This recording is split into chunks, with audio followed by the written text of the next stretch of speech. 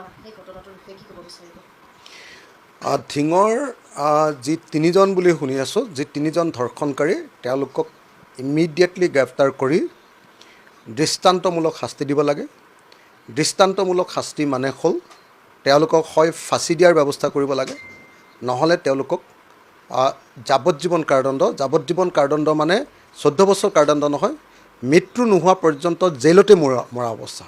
মৃত্যু নোহোৱা পৰ্যন্ত জেইলতে থাকিবলৈ যাৱজ্জীৱন কাৰাদণ্ড দিয়াৰ ব্যৱস্থা গ্ৰহণ কৰিব লাগে। এইটো বৰ দুৰ্ভাগ্যৰ কথা যে অসমত জীয়ৰী বোৱাৰী মহিলা কোনো এতিয়া নিৰাপদ নহয়।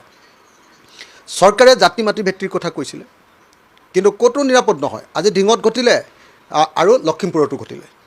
মুখ্যমন্ত্ৰীয়ে ক'লে যে কালিলৈকে ক'লে যে 22গৰাকী মহিলা 2 মাহৰ ভিতৰত ধৰ্ষিতা হৈছে, নহ'লে হত্যাৰ বলি হৈছে। এতিয়া আৰু 2টা ঘটিলে, 2 মাহত 24টা ঘটনা ঘটিলে। যদি এনেকুৱা ঘটনা ঘটিবই পাৰে, তুমি গৃহমন্ত্ৰী হিচাপে কি ঘোঁৰা ঘাচ কাটি আছা?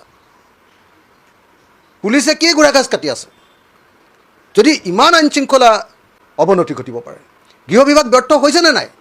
তোমালোকে যে কৈ থাকা জাতি মাটি ভেটি ৰক্ষা কৰিবলৈ আহিছা, আৰে অসমৰ খিলঞ্জীয়া মহিলাকেইগৰাকীকে তোমালোকে নিৰাপত্তা দিব পৰা নাই। তোমালোকৰ দিনত 2 মাহৰ ভিতৰত 24গৰাকী মহিলা ধৰ্ষিতা বা হত্যাৰ বলি হ'বলগীয়া হয়। এনেকুৱা পৰিস্থিতি দেশৰ অন্য কোনোবা ৰাজ্যত আছে নেকি? সেইকাৰণেতো কালি মই কৈছিলোঁ যে অসমৰ মুখ্যমন্ত্ৰী আৰু গৃহমন্ত্ৰীয়ে পদত্যাগ কৰিব লাগে। পদত্যাগ কৰিব লাগেনে নালাগে কওকচোন? দৈনিক যদি ধৰ্ষণৰ ঘটনা ঘটে, সেইখন ৰাজ্যত পুলিচৰ কিবা কাম আছে নেকি? সেইখন ৰাজ্যত গৃহ বিভাগৰ কিবা কাম আছে নেকি? সেইকাৰণে কৈছোঁ যে চৰকাৰ ব্যৰ্থ হৈছে, গৃহমন্ত্ৰী হিচাপে পদত্যাগ কৰিব লাগে। আৰু ধৰ্ষণকাৰীবিলাকক এনেকুৱা ধৰণে শাস্তি দিব লাগে, দৃষ্টান্তমূলক শাস্তি। দৃষ্টান্তমূলক শাস্তি মানে ফাঁচি দিয়াৰ ব্যৱস্থা।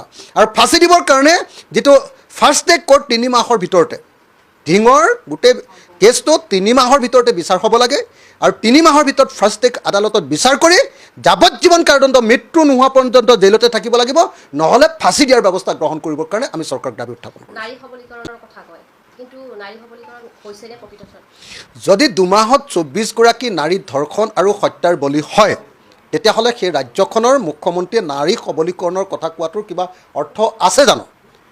য'ত নাৰীক নিৰাপত্তা দিব নোৱাৰে, সেই ৰাজ্যখনত মুখ্যমন্ত্ৰী আৰু গৃহমন্ত্ৰী থকাৰ অৰ্থ ক'ত?